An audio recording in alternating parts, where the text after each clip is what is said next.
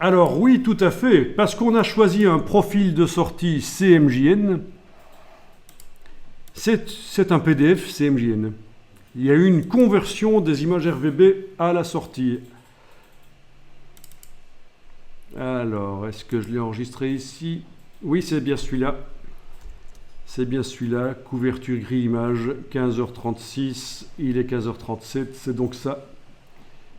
Et celui-là, c'est celui qui était généré par lors de l'assemblage, qui n'est pas génial.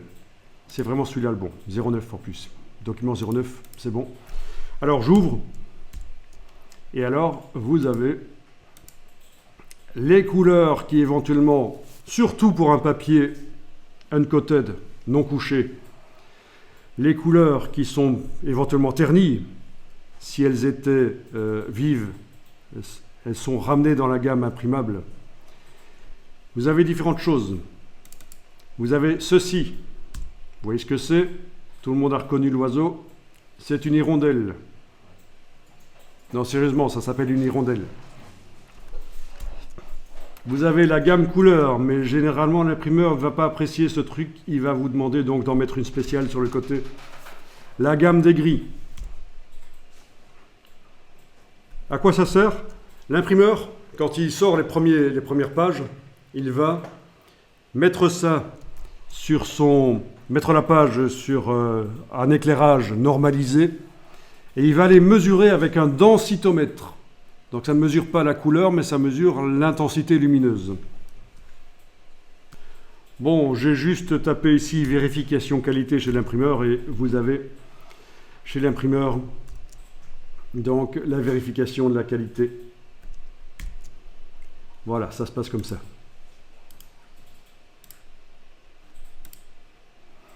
Sous un éclairage, vérification de la qualité, mesure au densitomètre. Ok. Et ici, vous avez le piano, tu confirmes? Pour gérer la quantité d'encre sur toute la largeur de la presse. C'est ça, on peut corriger. Si on voit sur le papier qu'il n'y a pas assez d'encre de telle ou telle sorte à un certain endroit, on peut, avec une espèce de table de mixage, en quelque sorte, aller pousser un peu l'arrivée d'encre sur la presse. Voilà. Et donc, après, il y a le bon à tirer. Logiquement, le client, enfin, je veux dire le prestataire de service, l'infographiste, assiste à la mise en route. Et quand c'est bon, au niveau des couleurs, il signe. Bon à tirer.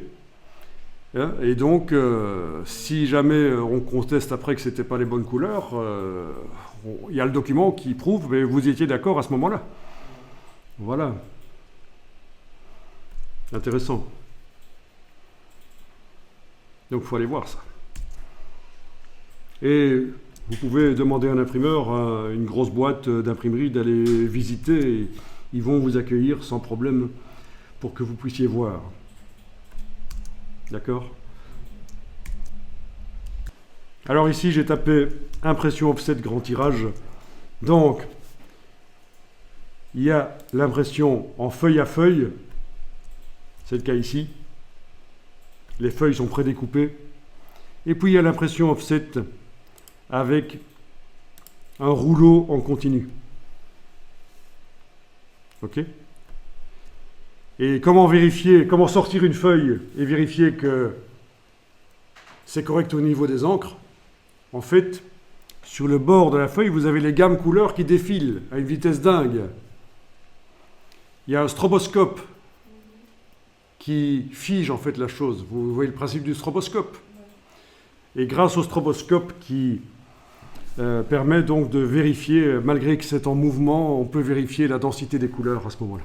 Voilà, donc c'est comme ça que ça se passe pour l'impression avec beaucoup voilà, des feuilles, des rouleaux en fait. Hein. On peut malgré tout utiliser ces gammes couleurs sur le côté pour vérifier.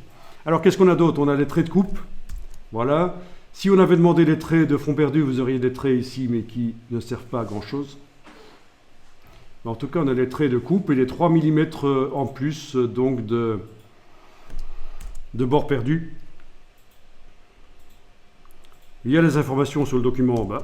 Ça, c'est intéressant parce que ça se retrouve sur la plaque aussi. Quel document, quelle page?